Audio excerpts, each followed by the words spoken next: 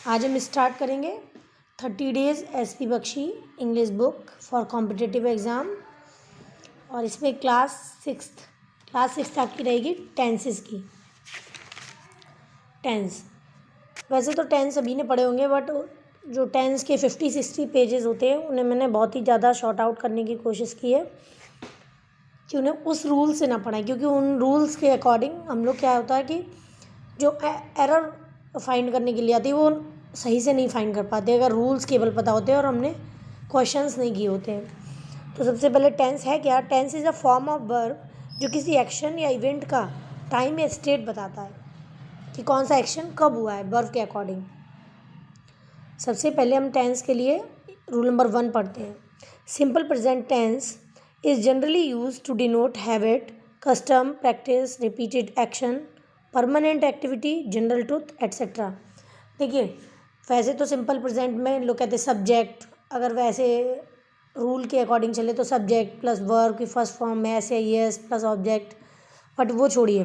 पहले आप ये देखिए, कहीं भी कभी भी कोई हैबिट हो किसी की, डेली यूजेस पे कोई वर्क हो रहा हो, कोई एक्शन बार बार रिपीट हो रहा हो, कोई परमानेंट एक्टिविटी हो जिसे चेंज नहीं किया जा सकता, या फिर कोई यूनिवर्सल ट्रूथ हो, वहाँ पर हम सिंपल प्रेजेंट यानी वर्ब की फर्स्ट फॉर्म यूज़ करते हैं, जिसमें एस या यस वर्ब के अकॉर्डिंग लगाते हैं।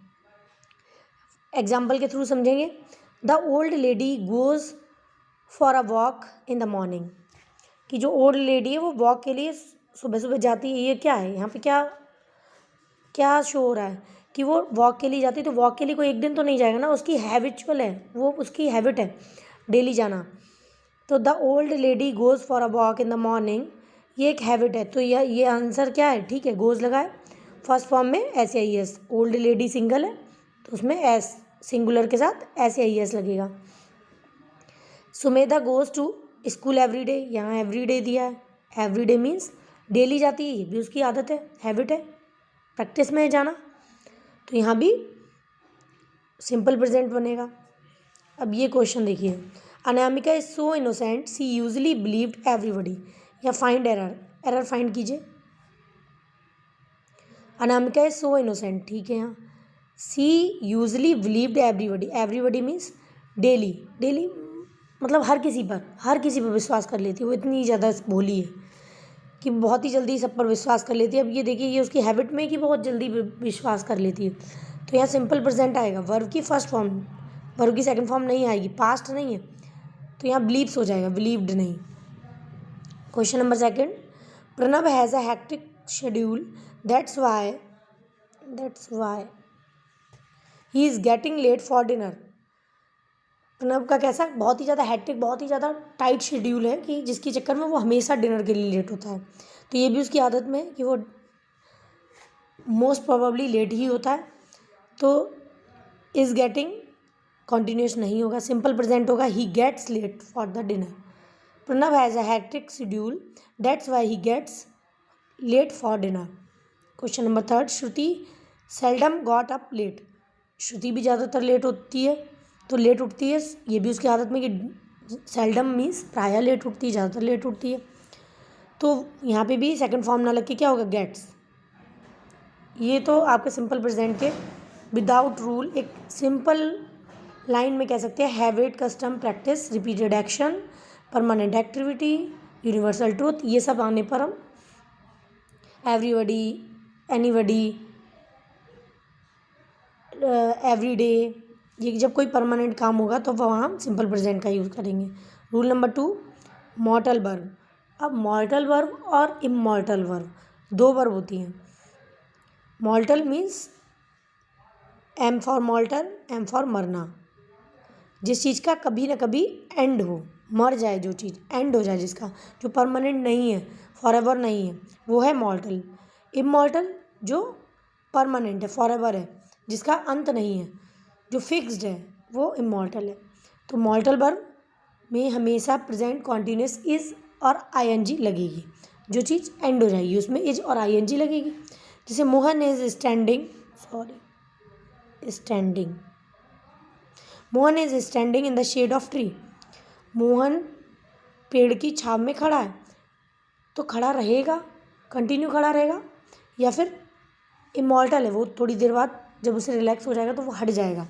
तो Mohan is standing in the shade of tree, तो ये राइट है, मॉर्टल नहीं है ना, मॉर्टल है ये कि ये चेंज हो जाएगा, तो प्रेजेंट कॉन्टिन्यूस है, तो ये करेक्ट है। नेक्स्ट ही बना लीजिए, करेक्ट है। Ram waits for his friend in the park, Ram अपने फ्रेंड का पार्क में इंतजार कर रहा है। तो अभी बताइए ये मॉर्टल है या इमॉर्टल? वो इंतज़ार करता रहेगा लाइफ टाइम, या फिर 1 घंटे बाद, 2 घंटे बाद, या 1 दिन बाद, 2 दिन, 4 दिन, 15 दिन बाद वो उस इंतज़ार को ख़त्म कर देगा। तो ये इमॉर्टल है या मॉर्टल है? ये मॉर्टल है, वो कभी ना कभी इसका एंड कर देगा।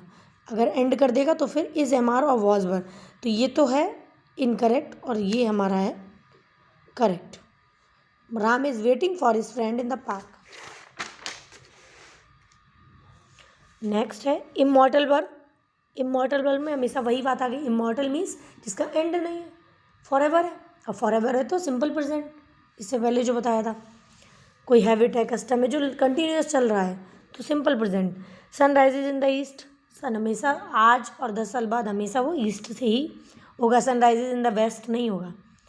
तो यहाँ पर सिंपल प्रेजेंट बनेगा। Question number 2, the temple is standing in the heart of the city. Temple जो है वो सिटी के बीचों बीच में स्टैंड है, बना हुआ है, खड़ा हुआ है। तो वो परमानेंट है या फिर बहुत 1 दिन बाद यहाँ खड़ा है, 1 दिन बाद कॉर्नर में हो जाएगा, फिर फ्रंट में चला जाएगा, ऐसा कुछ होगा, या फिर वो खड़ा है जहाँ बना है वहीं बना रहेगा।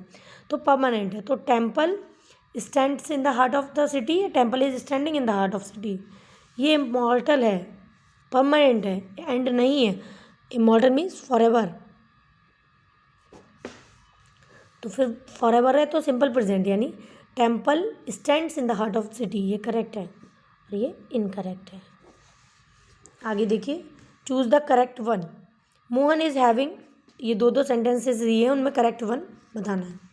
Mohan is having a large house to live in, या Mohan has a large house to live in. सिर्फ ये देखिए फॉरएवर है या फिर उसका एंड है। एंड है तो I N G, is, am are I N G, continuous. Forever है तो सिंपल प्रेजेंट। मोहन एक घर में, बड़े घर में रहता है, तो मतलब मोहन का घर है जो वो इधर उधर तो नहीं शिफ्ट होगा ना, परमानेंट वहीं है। कुछ सालों, एटलीस्ट कुछ 10, 20, 50 साल तक के लिए तो वहीं है ही है, तो हम उसे परमानेंट ही मान लेंगे। तो परमानेंट है तो फिर हम क्या करेंगे, सिंपल प्रेजेंट। तो Mohan has a large house to live in, correct. Incorrect. Sachin is having a cookie now, या Sachin had a cookie now. Sachin जो है वो कुकी क्या कर रहा है, खा रहा है, अभी कुकी खा रहा है, तो वो कुकी खाता ही रहेगा पूरी ज़िंदगी, या फिर थोड़ी बहुत देर बाद 10, 15, 20 खाने के बाद वो स्टॉप कर देगा। एक पॉइंट ऑफ टाइम के बाद वो कुकी खाना बंद कर देगा, क्योंकि उसका भी तो मन उब जाएगा ना। तो इमॉर्टल है, मॉर्टल है, थोड़ी देर बाद उसका एंड हो जाएगा, एंड हो जाएगा तो करेक्ट ही है। इन दोनों में देखिए, सी स्मेल्स अ ब्लैक रोज़ और सी इज़ स्मेलिंग अ ब्लैक रोज़, वह ब्लैक रोज़ की स्मेल ले रही है, तो वो जो स्मेल ले रही है वो परमानेंट लेती रहेगी, या फिर थोड़ी देर उसे अच्छा जब तक महसूस होगा तब तक लेगी, फिर वो अपना और काम करेगी। तो ये भी मॉर्टल है, थोड़ी देर बाद इसका भी एंड हो जाएगा। एंड हो जाएगा तो is, am are plus I N G, correct. Incorrect. The rose smells sweet, the rose is smelling sweet.